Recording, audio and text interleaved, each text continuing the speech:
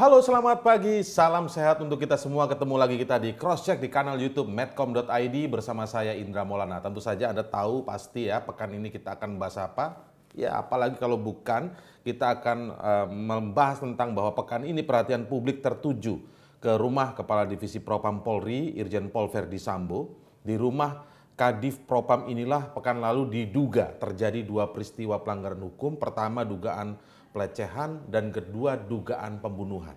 Barada berinisial E diduga menembak Brigadir Polisi Nofriansah Yosua Huta Barat hingga tewas atau yang lebih dikenal dengan Brigadir J. Mendiang Brigadir J ini diduga melecehkan istri Kadif Propam Polri lalu menembak Barada E. Kemudian Barada E disebut membalas tembakan dan membuat 7 luka tembak di tubuh Brigadir J. Jumat berdarah di rumah Kadif Propam Irjen Verdi Sambo ini sekarang seolah menjadi epicentrum baru munculnya isu-isu liar spekulasi di tengah publik. Nah, cross-check pekan ini mencoba menghadang isu liar tersebut dengan mengundang Kepala Biro Penerangan Masyarakat Karopenmas Polri Brigjen Ahmad Ramadan. Namun Karopenmas menyampaikan kepada kami bahwa penjelasan akan diberikan setelah tim khusus Polri yang menangani kasus ini selesai sehingga tidak bisa bergabung dalam diskusi kali ini. Nah, kita juga sudah bersama sekarang via Zoom dengan Komisioner Kompolnas Albertus Wahyu Rudanto. Selamat pagi, salam sehat Pak Wahyu. Selamat siang, Mas Maulana. Iya, oke. Baik. Kemudian ada mantan Kepala Badan Intelijen Strategis TNI, Laksamana Muda Purnawirawan Soleman Ponto. Pak Ponto, selamat pagi. Selamat pagi, Pak Indra. Ya, dan kemudian peneliti Institute for Security and Strategic Studies atau ISES, Bambang Rukminto. Selamat pagi, Pak Bambang. Selamat pagi, Mas Indra.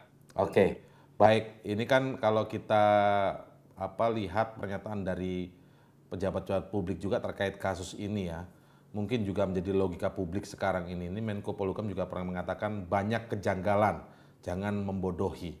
Saya mungkin mulai dari Pak Wahyu, Komisioner Kompolnas, tim khusus yang dipimpin Wakapolri pasti sangat sibuk sekarang ya Pak Wahyu. Menurut Kompolnas sendiri sejauh ini apa prosesnya Pak yang sedang dilakukan dalam tim gabungan ini Pak? Jadi sesuai dengan tupoksi kami dan sesuai dengan kewenangan kami memang dilibatkan sebagai tim eksternal. Nah, eksternal. Tentu saja yang kami lakukan, masukan ke kami soal kejanggalan itu banyak sekali, baik dari media maupun dari beberapa pihak yang masuk kami. Tentu saja tugas kami tidak untuk kemudian membenarkan yang salah, tetapi kami mengawasi ketika melakukan verifikasi, ketika melakukan proses yang berjalan itu memang benar janggal atau tidak. Kalau memang janggal ya kita harus berani ngomong apa adanya. Tapi kalau memang itu ada kesalahan ya kita luruskan itu, maka kita akan awasi semua tahapan. Kami yang ditugaskan secara langsung intens untuk melekat adalah Pak Beni Mamoto yang kita tugaskan. Mengapa Pak Beni? Karena beliau punya background reserse, sehingga diharapkan dengan kehadiran beliau tahapan-tahapan dalam proses penyidikan itu bisa kita cek benar. Nah, tadi saya dapat informasi jam 2 siang tadi tim rapat, hanya saya belum dengar apa hasilnya mengenai hal tersebut karena tugas kami sebagai tentu mengawasi jangan sampai yang dilakukan nanti justru membenarkan yang salah. Itu yang kami lakukan Pak. Pak Wahyu, masukan-masukan tentang kejanggalan itu tadi kan disebut Pak Wahyu ada dari media, ada dari masukan dari yang lain. Ada nggak yang kemudian masukan ini Pak Wahyu, ada nggak masukan dari keluarga juga Pak Wahyu? Dari keluarga Brigadir J maksudnya? Belum, tetapi kami kemarin sudah rapat internal Kompolnas. Kami akan menugaskan Pak Beni untuk langsung datang nanti ke Jambi untuk wawancara langsung dengan keluarga untuk bisa mendengarkan penjelasan atau pengakuan atau fakta-fakta yang diketahui keluarga. Sehingga tidak mungkin kami hanya mendengarkan dari media, dari masukan, kita sudah putuskan untuk harus mendengar langsung dari keluarga. Nah, jadwalnya memang belum pasti apakah besok atau kalau lusa, tetapi dalam waktu dekat itu akan dilakukan, Mas Indra. Oke. Pak Wahyu, satu tambahan lagi. Sekarang ini sebelum kita memulai dialog atau diskusi di hari Jumat ini Pak ya, beredar santer gambar-gambar yang menjadi viral di salah satu media sosial. Ini infonya dari akun milik keluarga Brigadir J. Kita di situ dilihatkan wajah Brigadir J. Di situ tidak hanya luka tembak, tetapi benar seperti yang seperti yang dibincangkan di luar selama ini. Ada banyak luka sayatan, ada jahitan juga kalau tidak salah di hidung itu, Pak Wahyu. Nah itu bagaimana itu pendapat Kompolnas soal itu, Pak Wahyu? Justru itu yang menjadi salah satu perhatian kami. Karena itu kami nanti akan meminta juga pelibatan dari dokter forensik. Karena untuk memastikan, itu kan kami bukan ahlinya, maka harus ahlinya nanti. Ahlinya tentu saja dari dokter forensik untuk melihat kalau itu peluru bagaimana bekasnya, kalau itu katakanlah penyiksaan bagaimana. Nah, kami dari Kompolnas tentu akan mengawasi dan kami sudah meminta lewat Pak Beni Mamoto untuk nanti dilibatkan juga expert-expert yang memang di bidangnya. Jadi kalau bicara soal tadi disebutkan ada foto, ada luka, yaitu ahlinya forensik kedokteran. Biarlah nanti forensik kedokteran bagaimana. Nah, kita akan kawasi tahap-tahap itu, termasuk kita mencatat bagaimana perkembangannya. Itu yang kami akan lakukan itu Kompolnas. Termasuk misalnya luka lebam itu kan ada di mata, kalau nggak sebelah kanan kalau nggak salah itu ya. Luka. Kalau saya pribadi karena bukan ahlinya kan tentu dari versi saya. Tapi kalau seorang ahli kedokteran forensik, tentu dia bisa memastikan ini lebamnya karena apa, ini karena apa. Itu yang apa karena pukulan atau karena jatuh setelah tembakan begitu, bisa saja kayak gitu-gitu, Pak ya. Kan bukan ahlinya pasti ngomongnya sesuai versi saya, tapi kalau ahli kedokteran, forensik kedokteran pasti karena dia memang secara akademik punya tanggung jawab, itu tentu akan beda caranya menilai dan caranya menyimpulkan. Oke. Baik, Pak Soleman Pontoh, memang kita sengaja meminta pendapat Pak Soleman Pontoh dengan background ilmu intelijennya, tentu saja mantan Kepala BAIS. Kalau Pak Soleman Pontoh melihat kasus ini secara umum dulu, Pak Pontoh, tapi mungkin bisa dikaitkan karena memang sebenarnya logika publik ini, kenapa saya bilang logika publik, karena dari satu tempat ke tempat yang lain, kasus ini kan menyita perhatian banyak orang. Yang dibicarakan adalah kejanggalan, bahkan ada beberapa pemberitaan juga menyebutkan ada 5 kejanggalan, ada yang 6 kejanggalan dan lain sebagainya. Bagaimana sudut pandang Pak Soleman Pontoh yang dulu pernah menjadi Kepala BAIS, begitu Pak, Badan Intelijen Strategis, tentang peristiwa ini, Pak Pontoh? Oke, terima kasih Pak Indra. Jadi bagi saya, sebenarnya kasus ini bagi saya itu adalah kasus yang biasa saja, yaitu adalah pembunuhan yang dilakukan oleh saudara E terhadap saudara J. Kenapa? Intelijen selalu melihat itu dari fakta. Fakta yang ditemukan itu ada yang namanya saudara J mati ditembak oleh saudara E. Itu fakta yang tidak bisa dibantah. Nah, dari situ bisa tiba-tiba yang menarik perhatian ketika ada pengumuman dari Pak Ramadan. Ajudan Kadif Propam masuk rumah ditembak oleh ajudan. Oh, ajudan sama ajudan tembak-menembak. Yes, no problem lah, tembak-menembak. Tiba-tiba dari Kapolres juga, oh tembak-menembak. Tapi sudah mulai melenceng, ada pelecehan seksual. Tiba-tiba... Maaf Pak Pontoh sebentar, yang dimaksud Pak Pontoh mulai melenceng itu apanya ini? Ceritanya? Kan tadi tembak-menembak. Dari tembak-menembak kok tiba-tiba sudah pelecehan seksual. Kan sudah berkembang. Oke. Kalau tiba-tiba Kapolri membentuk tim khusus, wah tambah menarik perhatian lagi. Oh. Belum lagi tiba-tiba masih lagi Kapolres dengan mapnya ini membawakan hasil otopsi. Oh. Di tubuh saudara J ada 5 peluru masuk, ada luka. Lalu ditemukan ada pistol Glock yang 5 peluru hilang. Okay. Yang itu miliknya saudara E. Nah, tapi saudara E ini belum cukup bukti untuk tersangka, hanya saksi. Padahal saya mengikuti sebelumnya kasus pembunuhan 2 jawara membunuh perampok ketika mereka merampok. 2 jawara ini langsung dijadikan tersangka. Padahal bagi saya ini kasus kan sama. Saya tidak melihat itu polisi atau bukan. Tidak. Makanya saya menggunakan kata saudara E dan saudara J. Ya, ya. Saya tidak melihat latar belakang. Sama dengan perampok, dua perampok melawan dua jawara. Sama aja ini bagi saya. Lah, perampok ini yang jawara langsung tersangka. Sedangkan saudara E ini jadi saksi. Tambah menarik perhatian lagi. Tiba-tiba Kapolri juga membentuk tim. Lah, bagi saya, mengapa ini hanya kriminal biasa, tapi kok Kapolri sampai punya perhatian sedemikian besar? Kompolnas ditugaskan sampai masuk. Ini kenapa jadi sedemikian besar? Padahal ini hanya tembak-menembak. Kalau maksudnya Pak Ponto itu, coba saya ini alurnya. Maksudnya Pak Ponto itu kalau kasusnya ini memang tembak-menembak dengan fakta yang ada, ya faktanya begitu, misalnya kalau dengan begitu, maka ini menjadi kasus pembunuhan biasa yang harusnya hanya penyidikan biasa, begitu ya? Betul. Tapi karena kemudian responnya berkembang, ada pelecehan, kemudian bentuk tim gabungan, ada yang pihak luarnya Kompolnas, ini justru menarik perhatian. Ini menarik perhatiannya begini lagi. Kapolres dengan jelas menyatakan ini hasil otopsi. Bukan umumnya, otopsi itu adalah korban.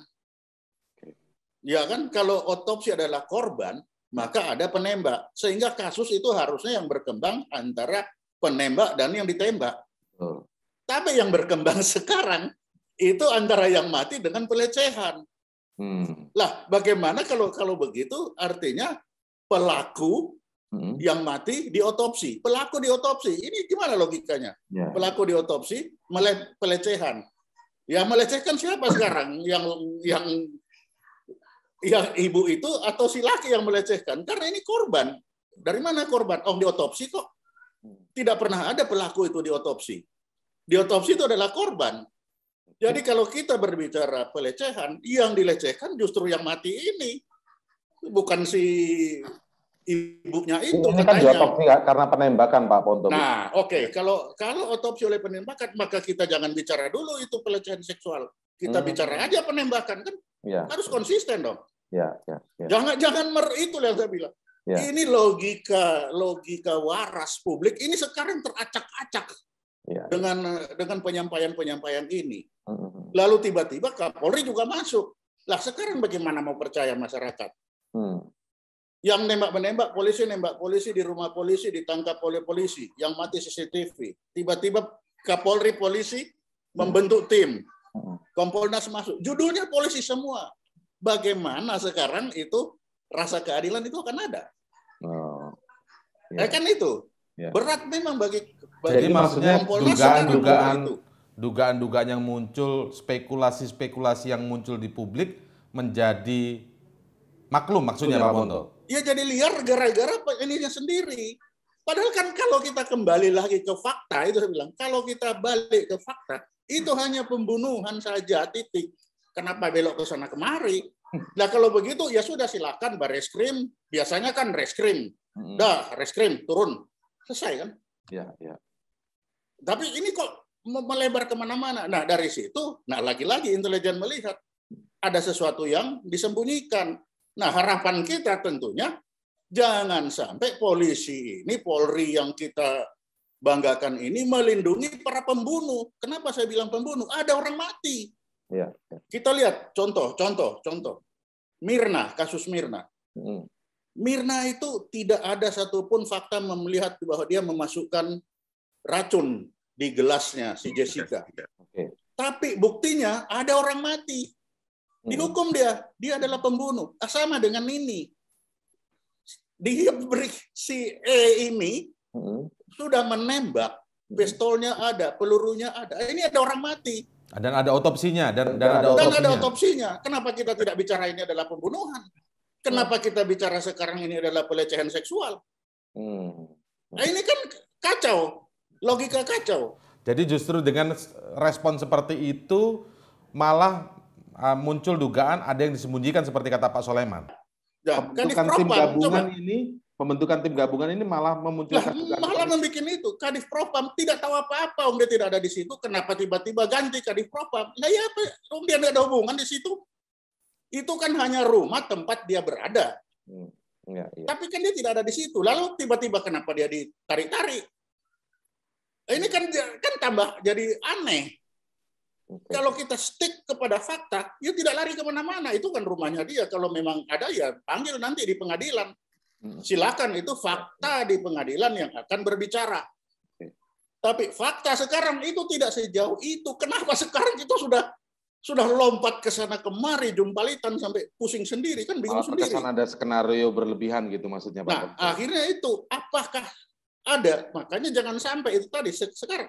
Jangan sampai kepolisian ini melindungi para pembunuh. Saya berani bilang pembunuh karena ada orang mati dan sudah ada visum. Ada orang mati, berarti ada pembunuh. Nah, jangan polisi ini jadi pelindung para pembunuh. Siapapun yang membunuh itu harus diungkit. Karena hukum kan bilang, ada jam hukum. Walaupun langit runtuh, hukum harus ditegakkan. Baik. Siapapun pembunuhnya ini, Polri tidak akan pernah runtuh kalau Polri itu akan membuka dengan sejelas-jelasnya kasus ini. Oke, baik. Nah, ini pendapat Pak Ponto. Tadi kan kita lihat bahwa kejanggalan-kejanggalan publik ini justru tersulut karena apa yang direspon oleh kepolisian itu sendiri ya. Malah kesannya malah ada yang disembunyikan dengan respon-respon yang seperti itu tadi. Padahal kalau mau simpel melihat faktanya, ada yang ditembak, ada yang menembak. Kan begitu ya Pak Ponto maksudnya tadi Pak Ponto ya? Kenapa itu Kapolres yang ngomong sendiri. Ya, ada otopsinya, ada otopsi. tembakannya, ada pistolnya. Dan kok belum tersangka, begitu maksudnya ya? Nah, ya. Pak Ponto, terus tiba-tiba pelecehan. Pelecehan belum ada kok yang mengadu saya dilecehkan saat itu ya. Enggak tahu kalau baru ada kemudian selanjutnya ada pelaporan. Lah iya kan baru kemudian. Baik, tapi fakta saat itu adalah pembunuhan. Kenapa pembunuhan tidak pernah dibicarakan? Kan itu. Ya. Dan ada jurisprudensi itu tadi. Baru bulan April, kebetulan saya ikuti betul itu. Sampai ada seorang ahli pidana bahwa itu pembelaan diri yang berlebihan. Excessive use of force katanya. Tetap salah itu dua jawara yang membunuh si perampok. Nah ini kan sama sebenarnya. Apapun alasannya, excessive use of force. Kenapa tidak dari sekarang dia bilang itu tersangka pembunuh? Baik. Kan itu. Ya, justru kejanggalan-kejanggalan itu dipicu dan disulut oleh respon-respon yang muncul dari kepolisian. Baik. Nah, saya ingin pendapat dari Pak Bambang Rukminto sekarang melihatnya. Seperti apa Pak Bambang melihatnya? Apakah memang Anda juga melihat seperti logika pada umumnya ini janggal atau jangan-jangan sebenarnya kita semua berpikir berlebihan nih? Pak Bambang bagaimana? Ya, mau tidak mau responnya tetap mengatakan bahwa ini adalah kejanggalan gitu. Karena banyak hal yang memang tidak pada alurnya gitu. Dan ini benar yang disampaikan Pak Ponto tadi, ini yang memicu kepolisian sendiri gitu loh. Kalau ini disederhanakan soal pembunuhan selesai gitu. Tapi kalau kemudian berkembang menjadi pelecehan, siapa yang dilecehkan? Kalau kemudian yang dilecehkan ini ibu pimpinan, ini kan akhirnya memunculkan pertanyaan-pertanyaan. Bagaimana Bapak pimpinannya? Seperti itu. Makanya kemudian Kadif Propam diseret-seret kan seperti itu. Makanya apalagi dengan respon-respon berikutnya selain statement-statement yang kontroversial itu juga kemudian ditemukan fakta-fakta di lapangan, misalnya ketua RT ketika olah TKP tidak diundang seperti itu misalnya. Terus kemudian CCTV 2 minggu sebelumnya tersambar petir. Terus DVR di pos satpam diambil oleh seseorang, misalnya seperti itu. Ini karena jadi berkembang dan itu semua alur-alur seperti itu, seperti tidak izin kepada RT dalam olah TKP atau ketika terjadi insiden ini kan seharusnya lingkungan juga harus dipanggil untuk menjadi saksi. Tapi sebenarnya olah TKP itu perlu izin RT atau apa ya, kepala lingkungan di situ, apakah seperti itu Pak Bambang? Ada peraturan Kapolri, peraturan Kapolri nomor 8 tahun 2009 tentang implementasi hak asasi manusia dalam pendidikan Polri, pasal 33 itu. Itu rinci banget pasal 33, ada 9 item terkait itu, bahwa olah TKP ini harus disaksikan oleh lingkungan, kemudian tidak boleh mengambil perangkat di luar TKP seperti itu. Yang di VR di luar di pos satpam kan di luar TKP, kenapa harus diambil seperti itu? Siapa yang mengambil? Ya, ini masih tanda tanya gitu. Kalau yang tentunya yang mengambil tentunya adalah orang yang berkompeten seperti itu. Ya, hal-hal seperti inilah yang akan semakin tambah banyak pertanyaannya gitu. Ya, selain itu apa lagi yang Anda catat dari bahwa ada kejanggalan, misalnya soal tadi CCTV yang mati, terus kemudian ada decoder yang diambil. Kalau kemarin sih semua itu kayaknya beberapa ini sudah terjawab ya, Pak Bambang ya. Kalau CCTV rusak kita tidak bisa ini. Kalau di decoder dari CCTV di perumahan, di lingkungan itu memang sengaja diganti karena yang merekam di saat peristiwa itu dijadikan alat bukti begitu Pak Bambang. Betul, gitu. Betul. Apalagi Pak Bambang yang menjadi janggal lagi. Dan itu yang menjadi masalah. Kenapa tidak ada laporan ke RT gitu loh. Itu dalam peraturan Kapolri-nya. Ini peraturan Kapolri sendiri loh. Peraturan Kapolri-nya mengharuskan untuk ada saksi, gitu. Terutama kepala lingkungan. Ketika kemudian terjadi insiden di rumah dinas, siapa yang menjadi saksi di situ? Olah TKP, pengambilan jenazah, semuanya dilakukan sendiri, bahkan diumumkan setelah insiden hari Jumat, diumumkan hari Senin. Ya, hal-hal seperti inilah membuat tanda tanya. Belum lagi persoalan tembak menembaknya sendiri yang menggunakan pistolnya siapa. Ini kan juga harus diselidiki. Pak Bambang, soal senjata ini kan juga sempat muncul pertanyaan-pertanyaan ya, jenis Glock, jenis revolver itu kayak apa sih penggunaannya? Karena ini pertanyaan benar-benar betul merupakan pertanyaan karena sebenarnya publik tidak semuanya tahu Glock itu apakah bisa digunakan oleh semua aparat kepolisian ataukah semua aparat kepolisian itu hanya revolver saja dan Glock itu milik dari perwira-perwira tinggi saja atau bagaimana sih Pak Bambang? Senjata organik Polri memang terbatas ya, dan memang ada aturan dasar keprajuritan bahwa saya lupa nomornya berapa ya, tapi ada peraturan mengatakan bahwa seorang tamtama ini hanya boleh membawa senjata ketika berjaga dan itu pun senjata laras panjang dan sangkur seperti itu. Terus Bintara bisa menggunakan senjata laras pendek terbatas. Perwira juga memiliki spesifikasi senjata tersendiri gitu loh. Kalau kemudian penembak ini Baradae ini menggunakan senjata Glock, ini lompat jauh karena Baradae ini adalah level paling bawah di kepolisian gitu loh. Kalau kemudian ini juga berkembang lagi bagaimana Glock ini dari siapa dan fungsinya apa dalam diberikan kepada Baradae ini. Demikian juga pistol yang HS9 ya, yang dipakai oleh korban misalnya seperti itu. Dalam rangka apa dia membawa senjata itu? Oke lah, dalam rangka pengawalan gitu. Apakah memang diperlukan senjata otomatis untuk mengawal itu? Apakah negara ini benar-benar mencekam sehingga diperlukan senjata-senjata pembunuh seperti itu? Sementara senjata organik yang digunakan Sabara untuk mengawal distribusi uang kirim ke ATM itu cukup revolver 6 peluru gitu. Sementara ini 17-18 peluru seperti itu. Ya, memang kebanyakan yang dilihat, ya kebanyakan yang terlihat oleh publik itu kalau aparat-aparat kepolisian yang mengawal dan melakukan pengawalan itu memang revolver ya Pak Bambang ya.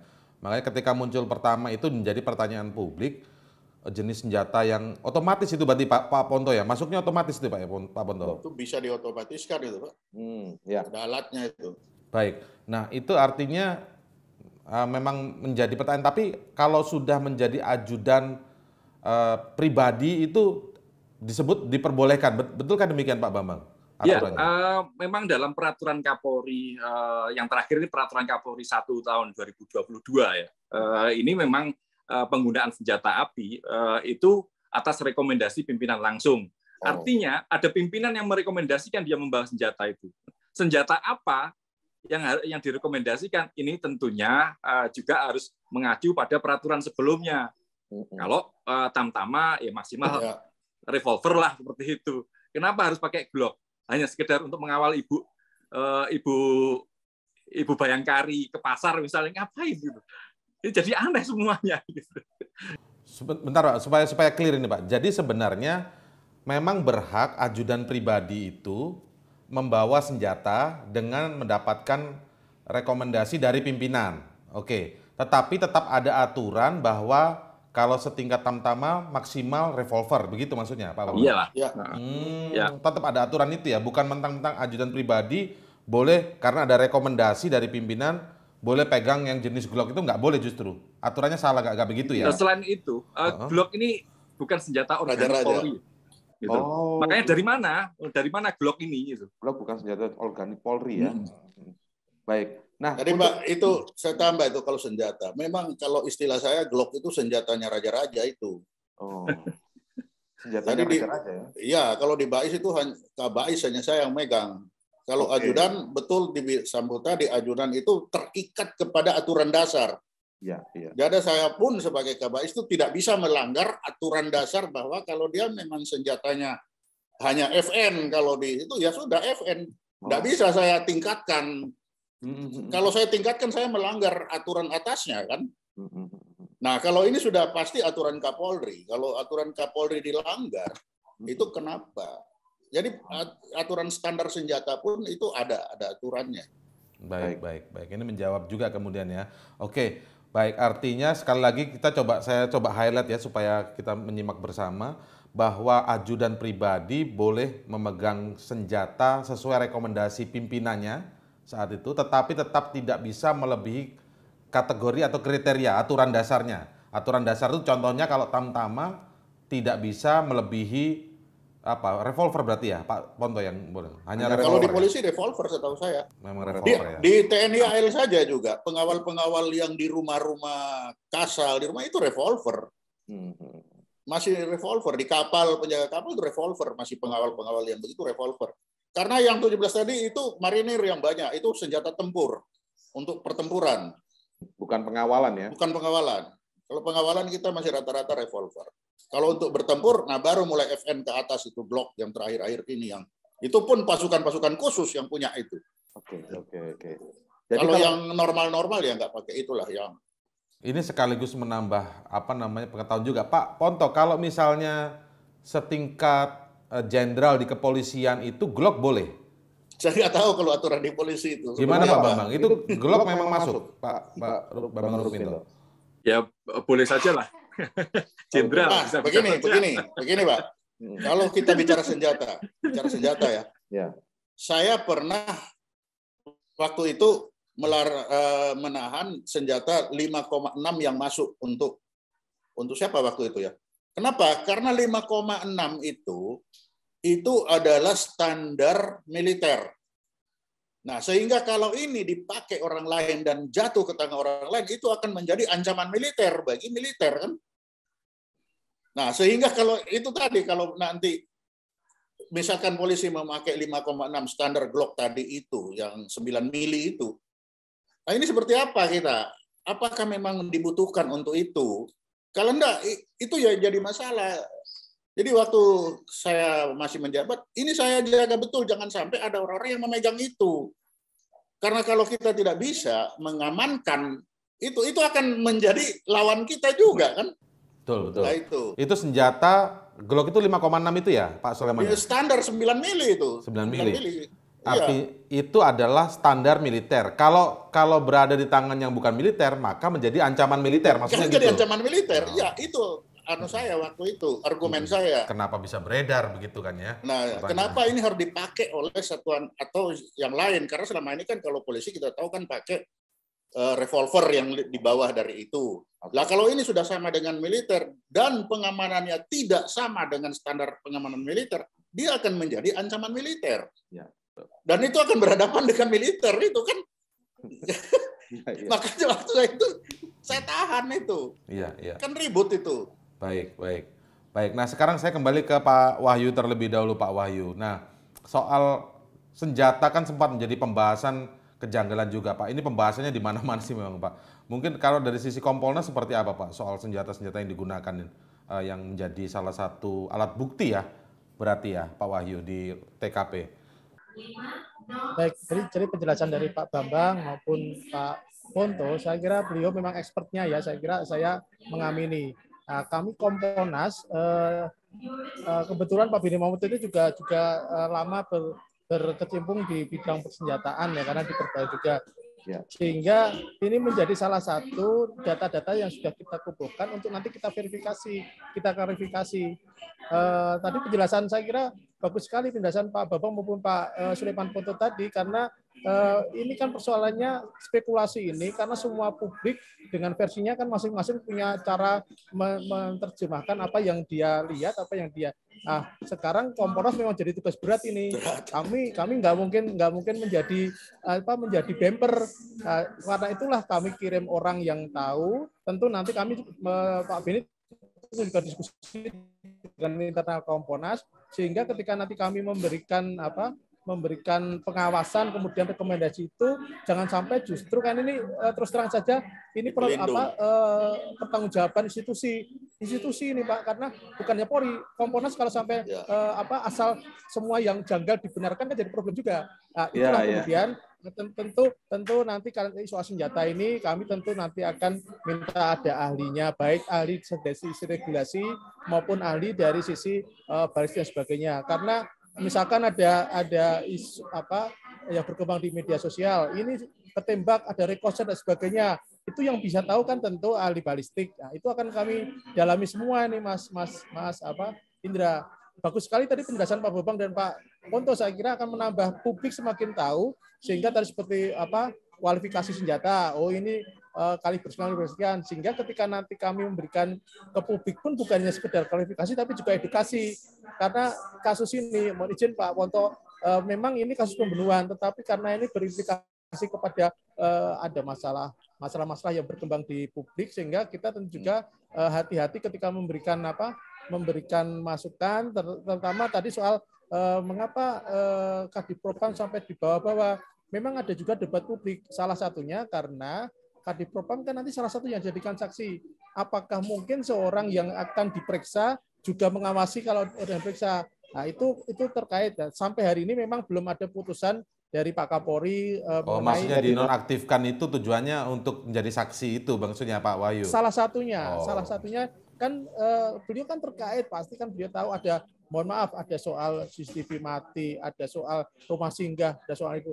Tentu kan beliau akan dijadikan juga dimintai keterangan.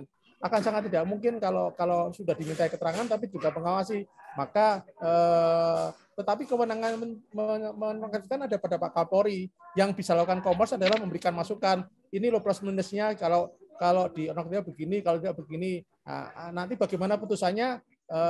Monggo terserah Bapak Kapolri dengan masukan mungkin dari kami dan juga dari pihak lain. Saya kira ini yang kita harus lebih arif, karena jangan sampai nanti yang menjadi korban adalah institusi. Karena kalau yang jadi korban institusi, maka tadi betul Pak Ponto yang sampaikan, jangan melindungi pembunuh, bahasanya beliau begitu. Menurut saya kalau saya terjemahkan, kita ini marwah institusi ini harus kita jaga. Pak Wahyu. Ya, dengan menunjukkan yang benar ya. Ya, maaf Pak Wahyu. Tadi kalau kata Pak Ponto bahwa sudah ada faktanya, misalnya adalah ada yang menembak, ada yang ditembak dan mati, kemudian bahwa dari kepolisian sendiri sudah mempublikasi ada otopsi, ada hasil forensik ya Pak Ponto tadi ya, benar ya. Nah, ada otopsi juga. Nah, kenapa kok misalnya sekarang ini belum dijadikan tersangka, paling tidak sampai hari Jumat ini? Kenapa tidak jadikan tersangka? Itu juga menjadi pemicu spekulasi-spekulasi dengan narasi soal dugaan pidana yang lain, misalnya pelecehan seksual gitu. Jadi bicara soal pembunuhannya saja itu belum sampai dikelirkan gitu menurut Pak Ponto tadi, kurang lebih. Bagaimana Pak Wahyu melihat ini? Betul sekali menurut Pak Ponto. Tapi saya kira Pak Bambang nanti pun juga bisa meluruskan bahwa ketika menetapkan tersangka itu kan ada prosedurnya. Kami dari Kompolnas sudah memberikan masukan, ada baiknya nanti juga dilakukan rekonstruksi. memang rekonstruksi itu bukan alat bukti, tetapi rekonstruksi itu akan merangkai keterangan-keterangan yang muncul pada saat dilakukan pemeriksaan atau penyidikan. Nah, dengan begitu nanti akan lebih jelas. Maka statement Pak Kapolri agar ini transparan dan akuntabel, itu intinya kan beliau ingin masalah ini menjadi terang benderang. Nah, dengan terang benderang itu tentu kita harus hati-hati. Saya kira kewenangan menetapkan tersangka itu ada pada penyidik. Nah, sejauh ini kami lihat proses itu berjalan. Nah, berjalan. Tetapi kapan akan diumumkan? Artinya ini bukan pembunuhan biasa. Kalau Pak Ponto tadi kan menyebut bahwa ini adalah pembunuhan dua prajurit saling tembak memang di rumah jenderal, tetapi kan dua prajurit jenderalnya tidak ada di tempat. Kemudian justru respon dari kepolisian ini yang memancing pertanyaan publik dan menjadi spekulasi liar pemikirannya. Dengan membentuk tim gabungan dengan melibatkan Kompolnas dan lain sebagainya, harusnya penyidik biasa aja karena ada yang nembak, ada yang tembak, mati, selesai sampai di situ. Maksudnya Pak Ponto tadi kurang lebih seperti itu. Mungkin saya ingin meluruskan apa yang kami jelaskan tadi. Ya. Jadi ketika kejadian itu sudah terjadi, lalu berkembang spekulasi seperti mengapa kejadiannya Jumat baru diumumkan, ini yang kemudian berimplikasi kepada banyak aspek. Itulah kemudian sebelum Pak Kapolri mengumumkan melibatkan Kompolnas, dua komisioner Kompolnas, Pak Beni Mamoto dan Bu Pungki Indarti, itu siang sudah bertemu dengan Kapolres Jakarta Selatan. Siang apa ini? Siang hari Senin, Pak? Siang hari sekitar jam 1-an, jam 12, jam 1. Ya, itu hari Senin ya? Hari Senin ya, hari Setelah Senin. pengumuman dari kepolisian? Belum ada statement dari Pak Kapolri. Belum. Kita oke. sudah ke sana untuk minta penjelasan. Nah, penjelasan itu kan harus kita konfirmasikan. Sebagai pengawas itu tugasnya Kompolnas. Tapi begitu kemudian sore Pak Kapolri memutuskan untuk dilibatkan, itu bagi Kompolnas suatu keuntungan karena bisa lebih intens. Dengan dilibatkan, maka semua tahapan-tahapan yang dilakukan oleh Polri, Kompolnas bisa ikut mengawasi. Itulah yang kami lakukan saat ini. Begitu Mas Indra. Oke, baik. Pak Indra, gini. Jadi maksud Silakan, saya Pak begini. Ponto. Ya. Maksud saya begini. Kan sampai kalau kemarin itu misalkan Kapolres enggak usah disebut dulu apakah dia saksi ataukah udah didiamkan saja dulu. Nah, tapi ini masih saksi tapi Kadif Propam sudah muncul. Nah, kan kecepatan. Kalau ini tersangka, nah Kadif Propam baru muncul. Itu kan kuat. Tapi ini belum apa-apa, ini saksi Kadif Propam sudah mulai ditarik. Itu yang maksud saya. Oh, ditarik Nah, iya kan itu sudah mulai muncul. Jadi seakan-akan dia sudah ada keterkaitan. Ya. Padahal dia kan saksi masih. Ya, itu kan termasuk. Ya, betul Pak Ponto termasuk nah, ini diskusi kami. Ya.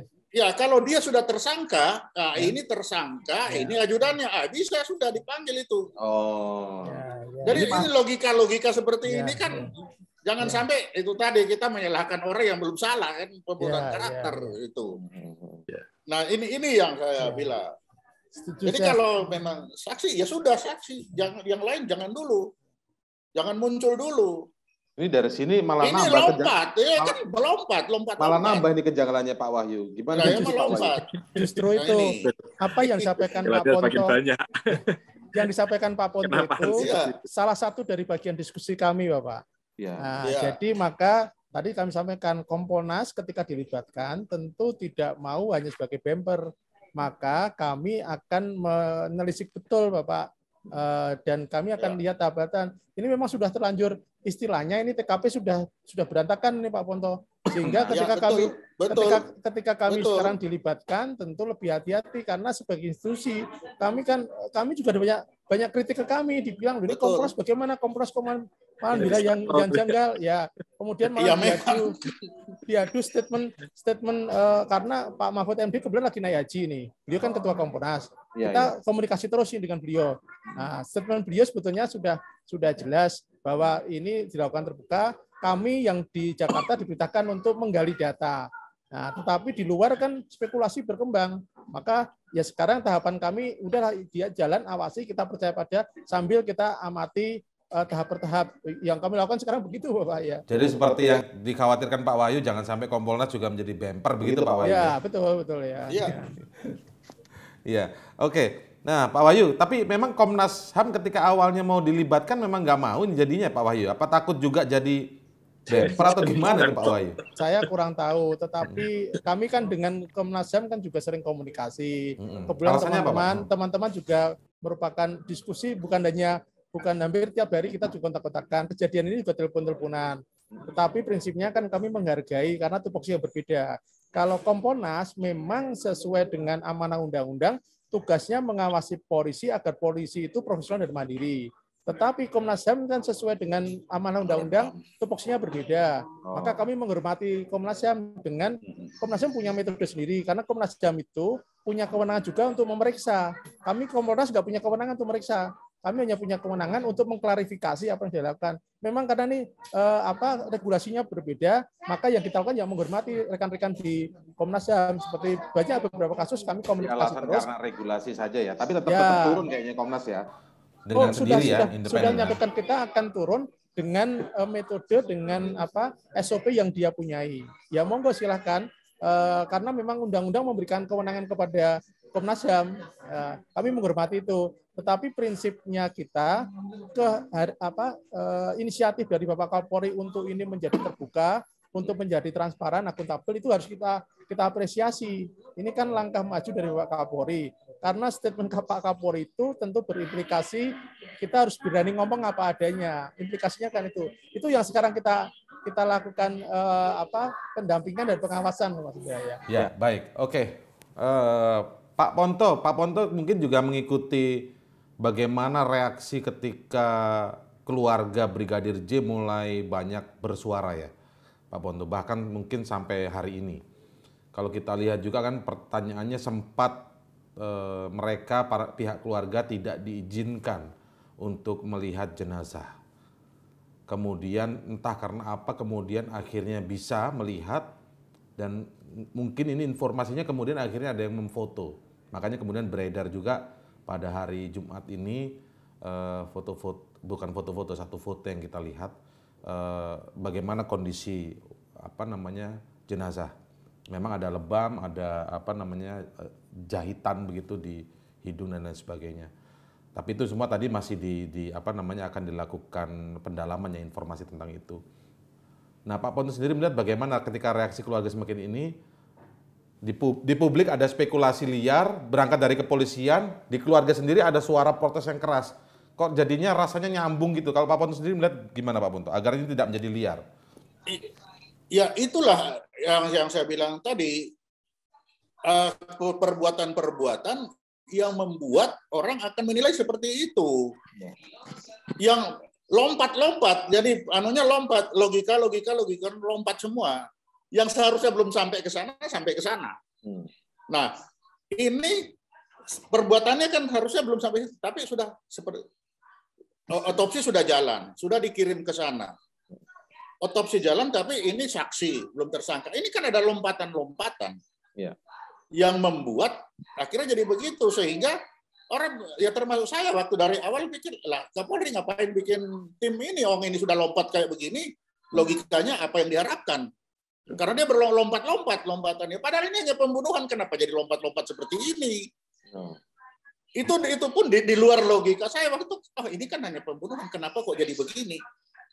Kalau seperti yang disampaikan Pak Wahyu, niatnya itu memang adalah agar semua terungkap, terusut tuntas, dan ada transparansi melibatkan pihak luar. Niat itu benar. Tapi penangkapan orang kan belum tentu benar. Kenapa? Kasus ini sangat spesifik. Mengapa? Lihat yang saya bilang tadi. Polisi menembak polisi di rumah polisi, ditangkap polisi, diumumkan oleh polisi. Tidak pernah terjadi selama ini. Biasanya polisi dengan militer, polisi dengan siapa. Dan ini belum jelas, tiba-tiba Kapolri ngomong seperti itu. Lalu bilang untuk apa kalau bicara seperti ini? Ininya tidak jelas seperti itu. Tiba-tiba sudah otopsi jalan, tersangka belum ada. Diumumkan juga. Ini kan jadi kesimpang siuran yang luar biasa itu. Lalu Kadif Propam dinonaktifkan dengan alasan akan menjadi saksi begitu ya? tiba-tiba Kadif Propam mau loh, apa hubungannya? Kan saya pikir, loh, apa hubungannya? Kasihan ini orang. Ya. Kalaupun nanti dia, itu urusan nanti, pengadilan yang akan memutuskan. Tapi belum apa-apa, kok sudah jadi begini?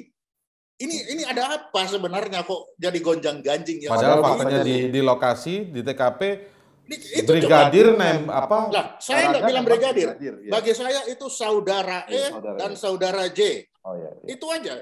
Karena kita tidak mau membawa itu ada masalah kepolisian di belakang. Itu di awal itu. Dari situ jauh dulu. Tapi tiba-tiba sampai Kapolri berbicara itu, lah ini ada apa? Apakah masih bisa dipercaya kalau sudah seperti itu? Makanya saya bilang itu dagelan tingkat tinggi. Untuk apa orang ini? Kalau itu ya sudah, Bareskrim silakan, jalan aja. Itu lebih fair. Sudah silakan aja, tidak ada sesuatu. Nah, dengan adanya itu kesan yang diterima itu adalah sesuatu yang disembunyikan. Nah, ada yang mati, pembunuh yang disembunyikan. Kan itu kesan. Dan kesan ini tidak ada orang yang bisa melarang adanya kesan. Yang didorong Pak Ponto adalah pembunuh jangan disembunyikan. Pembunuh jangan disembunyikan. Kan itu. Karena apa? Saya bicara pembunuh, ada yang mati kok.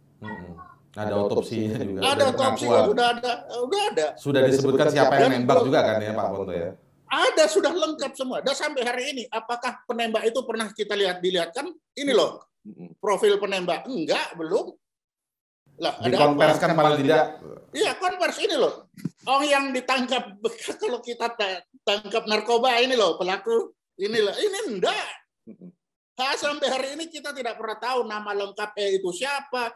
Kalaupun setelah otopsi. Baik Pak Ponto, kalaupun setelah perbincangan ini nanti sore atau apa tiba-tiba dikonversikan seperti yang dibayangkan Pak Ponto, itu terlambat menurut Pak Ponto. Ya lebih baik terlambat daripada tidak. Nah, memang sudah terlambat, tetapi lebih baik terlambat daripada tidak. Kita mencoba dari keterlambatan ini kita tarik dia kembali ke rel. Pelan-pelan.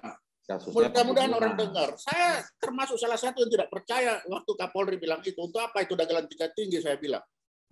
Kenapa semua yang tersangkut polisi?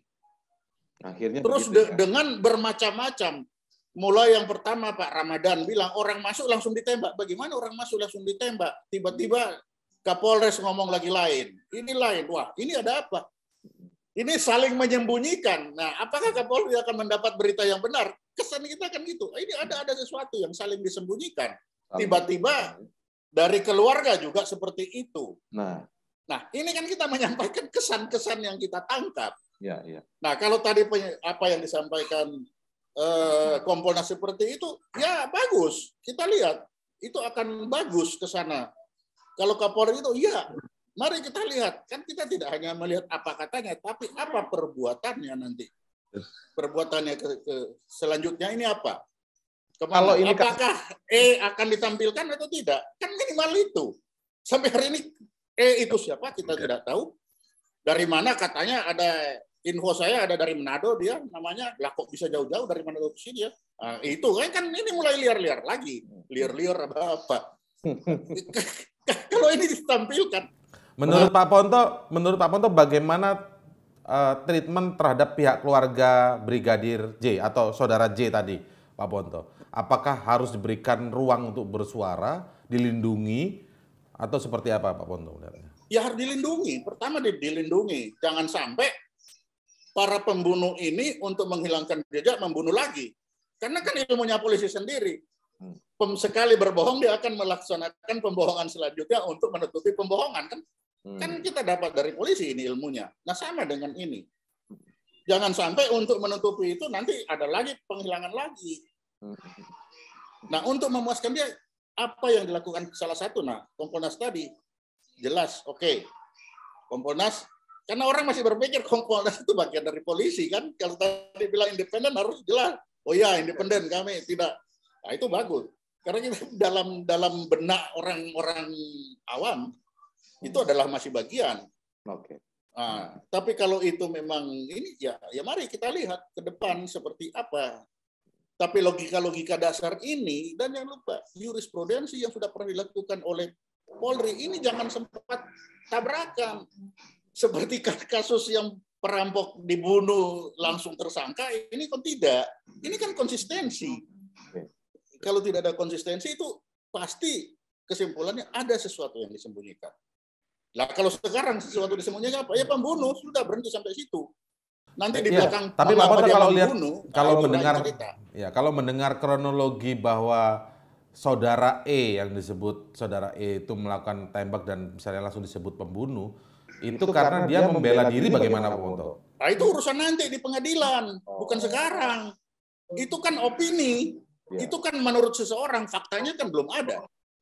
Kan belum ada faktanya itu opini. Kalau bahwa dia ditembak duluan, kemudian membalas. Nah, itu nanti. Itu nanti di pengadilan, ya. Itu urusan nanti. Nah, sama juga kan dengan itu Jawara itu ya. dua jawara itu. Saya juga bela diri. Kan nanti juga itu. Tetap tersangka Tapi dulu. saat itu excessive use of force, pembelaan diri yang berlebihan. Itu judulnya yang dipakai untuk mereka. Sama dengan ini kan judulnya bisa sama. Pembelaan diri yang berlebihan, excessive use of force. Kenapa itu tidak dipakai? Baik. Kalau itu dipakai dulu, itu akan menghilangkan separuh paling tidak kepercayaan itu akan tumbuh. Kalau itu sudah muncul. Spekulasi liar akan hilang sendirinya. Kalau ini loh orangnya, ini dia bicara. Ada yang siapa sekarang saya tanya yang pernah berbicara dengan pelaku? Nggak ada. Polisi sendiri. Ya, coba bagaimana? Coba. Padahal selama ini ada pengacaranya paling tidak. Siapa? Ada orang lain yang berbicara selain polisi. Tapi sekarang tidak. Berarti muncul lagi kesan ada yang disembunyikan. Kesan itu disembunyikan. Nah, kesan ini akan hilang. Minimal pertama, kita tahu orangnya siapa si E, mana dia, diwawancarai secara terbuka, jelas. Ada pertanyaan, ya sudah. Kan awal, boleh-boleh aja. Sebagaimana sebelum-sebelumnya polisi melakukan hal yang sama kepada para tersangka. Ini bukan saran Pak Ponto, tapi yang selama ini dilakukan polisi seperti itu. Bukan saran saya. Saya hanya mengikuti apa yang dilakukan polisi selama ini. Kenapa sekarang tidak seperti itu? Lah itu dia.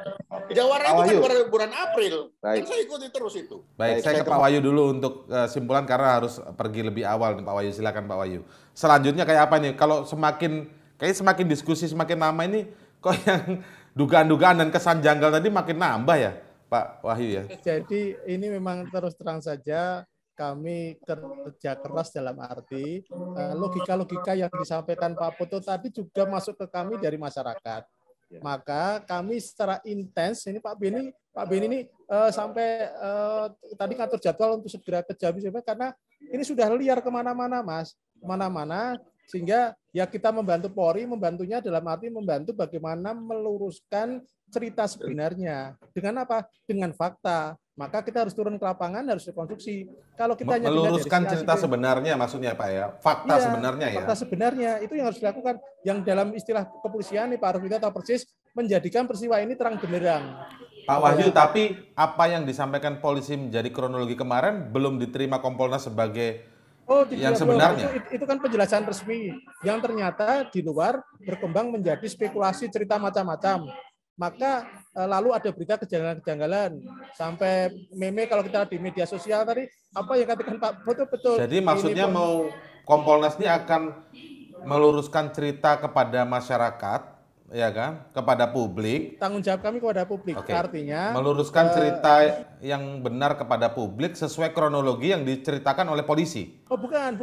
Bukan begitu ya. Sesuai fakta yang ada. Jadi kami kan tidak punya kewenangan untuk menyidik, tapi kami mengawasi. Ketika tahap-tahap penyidikan itu ada yang tidak benar, ada yang mungkin dalam tanda petik diskenariokan, kita tentu akan berbicara. Itu ada nggak benar. Artinya kalau memang benar, ya kita bilang benar, kalau salah kita bilang salah. Itu tujuannya. Jadi yang kita luruskan bukan cerita polisi, yang kita luruskan adalah fakta sebenarnya, agar spekulasi, agar cerita yang semakin berkembang ini nggak semakin liar. Karena ini sudah menyangkut wibawa institusi, wibawa Polri, dan sekarang ketika Kompolnas dilibatkan menjadi wibawanya Kompolnas, maka kami harus ngomong apa adanya. Untuk bicara apa adanya, kami harus melibatkan ahli, kami harus turun langsung, kami harus secara instan melakukan rapat-rapat maupun melakukan diskusi maupun melakukan pengecekan tahap-tahap. Itu yang kami lakukan. Pak Wahyu, artinya secara resmi sekarang Pak Wahyu belum bisa menyampaikan bahwa spekulasi atau kejanggalan-kejanggalan, kesan kejanggalan di luar itu benar atau salah, belum bisa Pak Oh, ya? belum. Kami Bahkan baru tahap benar atau analisa. salah ya? Belum. Belum bisa ya? Apa bisa benar, Tapi bisa kalau salah. bisa benar Ya. bisa salah. Oke. Ya. Tapi kesan Pak Wahyu sendiri, kan kesan Pak, belum tentu kejanggalan benar atau salah. Pak Wahyu sendiri kesannya nggak bisa disampaikan Pak ya. Kita bicara common sense. Pak Wahyu nggak boleh punya kesan berarti. Saya harus bicara sesuai institusi karena saya diundang kan Betul. selaku Iya, komisioner. iya. Kalau saya selaku pribadi ngomong di luar ini boleh, tapi selaku komisioner saya harus bicara Iya. posisi Betul. Komponas saat ini adalah Betul. bagaimana kita mengawati istilah pasal-pasal yang berkembang itu kita mau lihat dulu secara faktual, dan itu kalau polisi bicara tentu berdasarkan dari fakta. Ketika ada fakta kita baru berani bicara benar, dan Pak Mahfud MD pesannya sama saya, cek fakta, dalami, kemudian baru analisis. Baik. Pesan dari Pak Mahfud itu yang menjadi pegangan kami karena beliau kan ketua kami. Ya. Baik. Pak Wahyu, terima kasih sekali atas waktunya Pak Wahyu ya. Ya, saya mohon izin Terima bahwa kasih. ini Terima kemudian- kasih. Mohon Salam. silakan. Dulu, Ya, terima kami kasih. hargai waktunya Pak Wahyu untuk kami Ya. Medcom.id. Terima kasih Pak Putu, terima kasih Terima Pak kasih, Wan, terima kasih. Saya lanjut dulu ya. Terima kasih, Pak Ayu. Saya lanjut dulu ke Pak Bambang Rukminto. Tadi Pak Bambang menyimak Pak Ponto panjang tadi ya, juga Pak Bambang menyimak. Nah, kalau dari Pak Bambang Rukminto sendiri melihat treatment terhadap keluarga ini harus seperti apa Pak Bambang? Ya, Keluarga, memang J, keluarga harus dilakukan pendampingan hukum ya, karena di sini memang ada relasi kuasa antara yang kuat dan lemah itu. Dan yang lemah ini adalah korban, tentunya seperti itu. Korban sudah meninggal, tidak bisa menjawab, dan yang bisa mengklarifikasi sementara ini adalah keluarga yang masih hidup, seperti itu. Makanya harus ada pendampingan, karena tentunya pihak keluarga ini lemah, dan posisi yang dihadapi ini adalah dalam tanda kutip saat ini adalah institusi Polri gitu loh. Karena semua rangkaian ini terjadi Malah karena berhadapannya dengan statement dari kepolisian, dari Polri sendiri.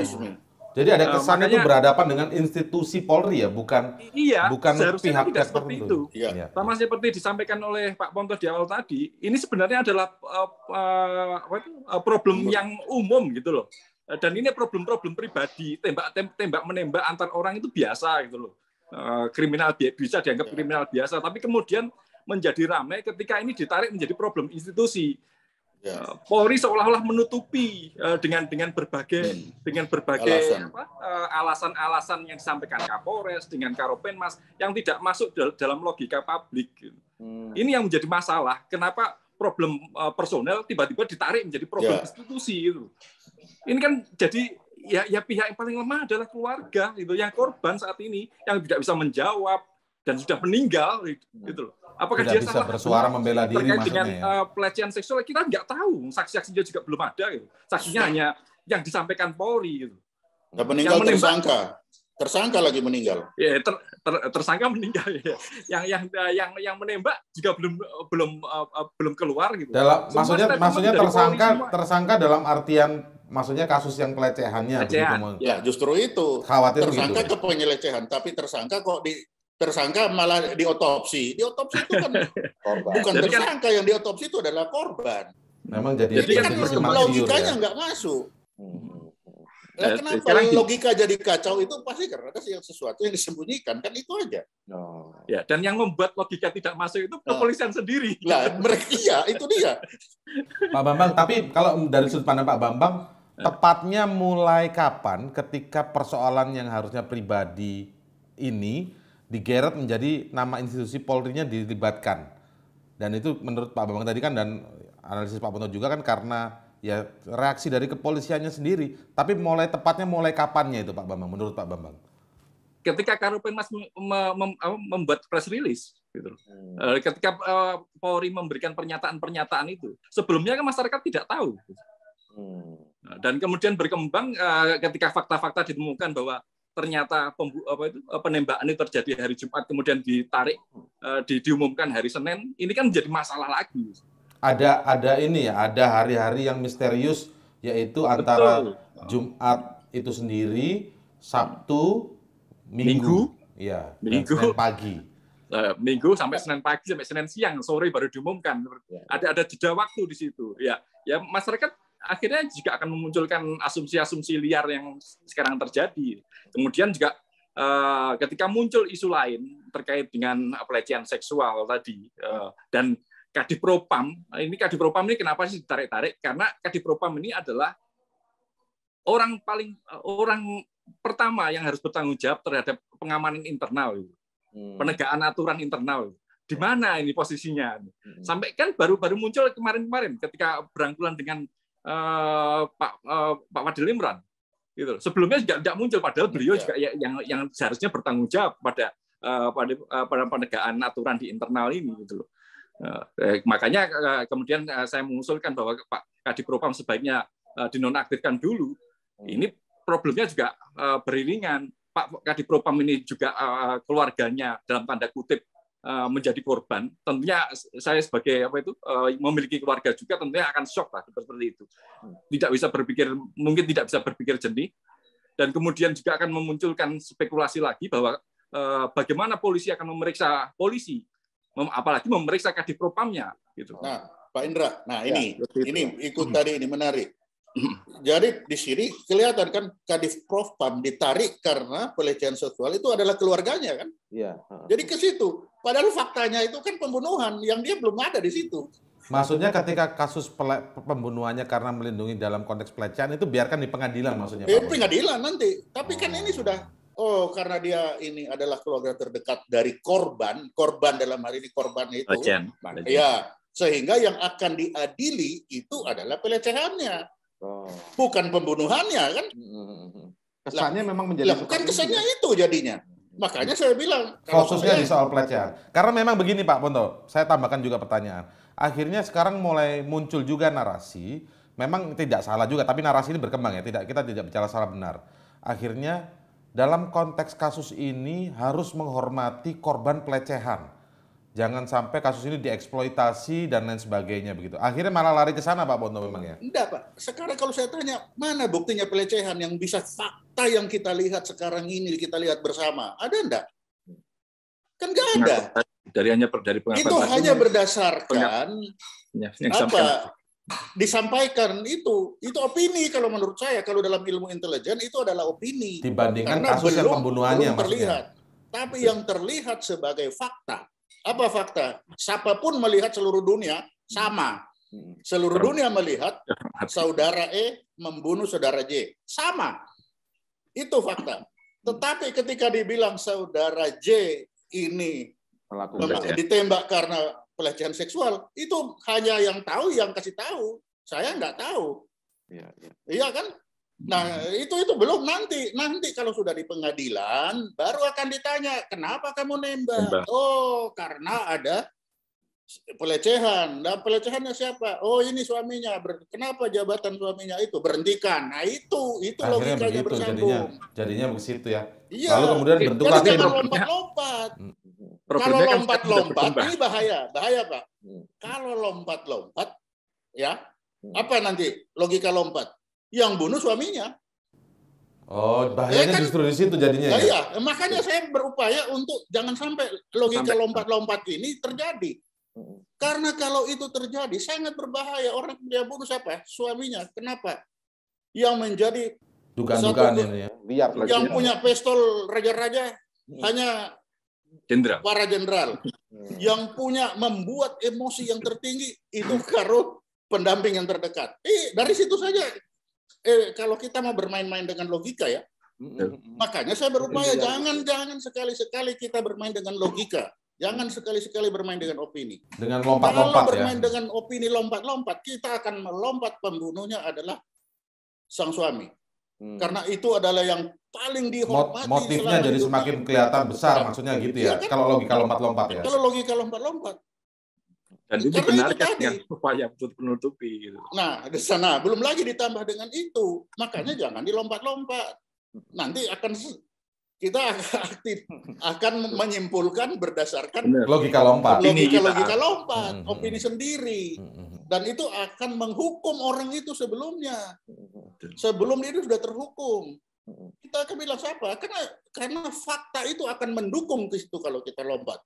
Pistolnya siapa? Beliaunya benar apa di situ? Enggak. Yang paling marah siapa? Kenapa? Gitu ya? Yang paling marah, yang membuat orang mata gelap itu siapa? Itu akan ke sana ujungnya kalau kita berdasarkan opini, bukan berdasarkan fakta, kan itu. Ya. Berdasarkan logika. Yang Malah disampaikan itu oleh yang Polri coba sendiri. kita cegah Iya, kejanggalan-kejanggalan itu Pak ya dalam diskusi ini ya. Betul, Nah, betul. kita harus pisahkan itu dulu. Makanya saya bilang kita kecilkan aja dulu.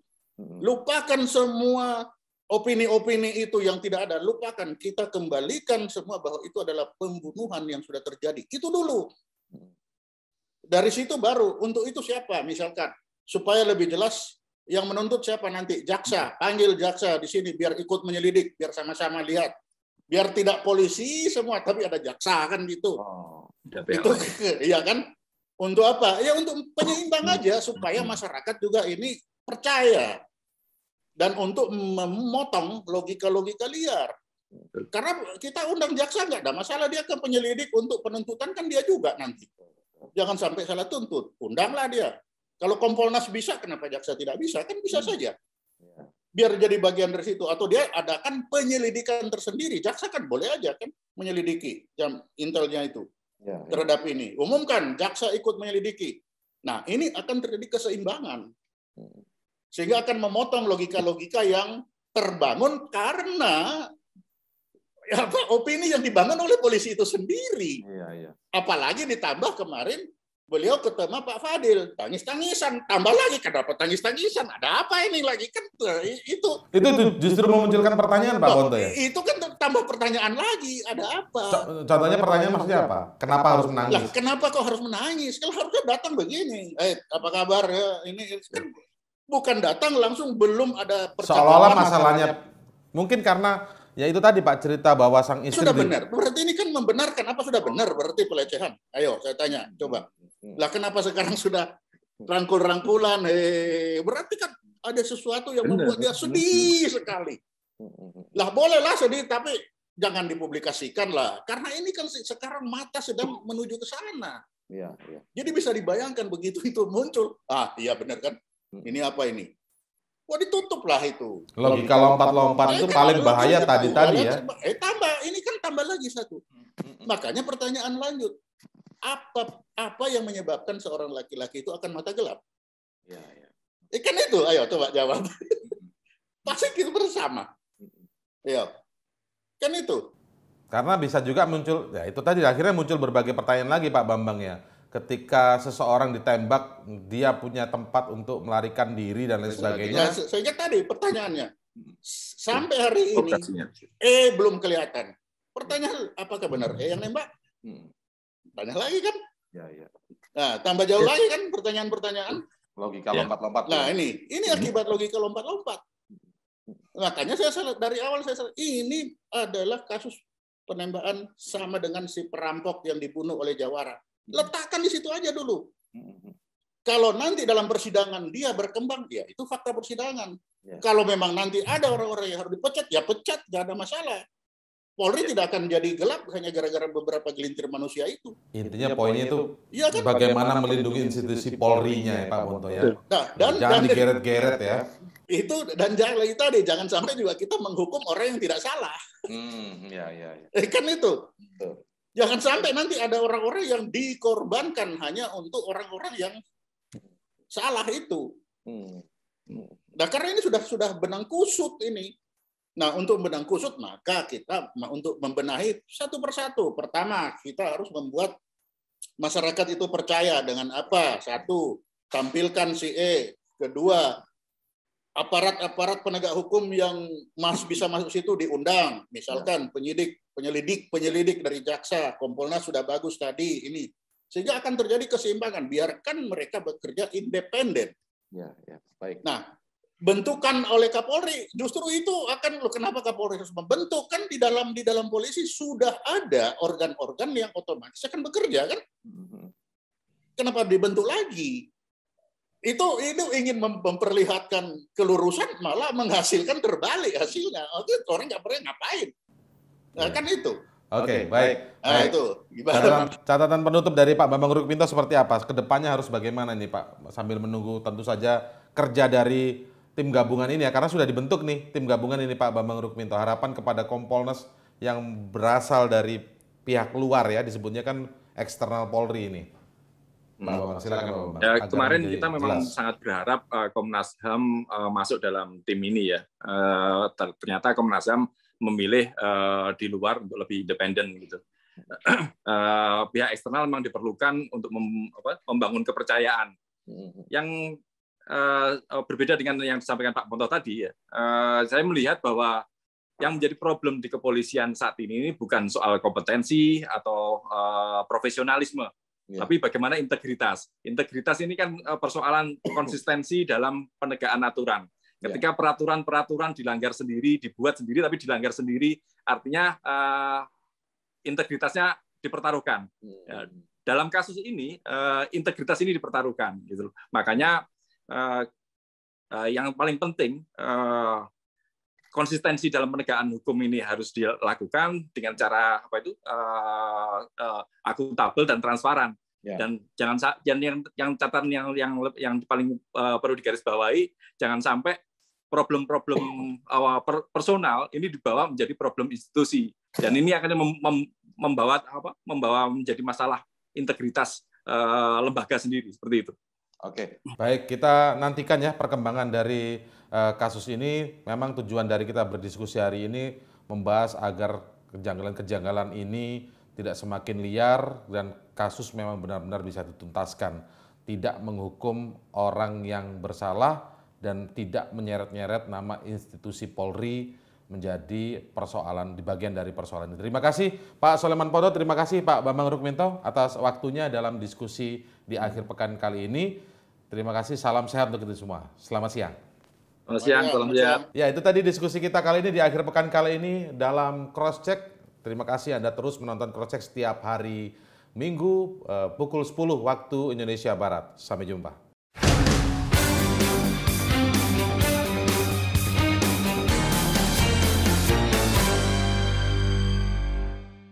Medcom.id, a part of Media Group Network.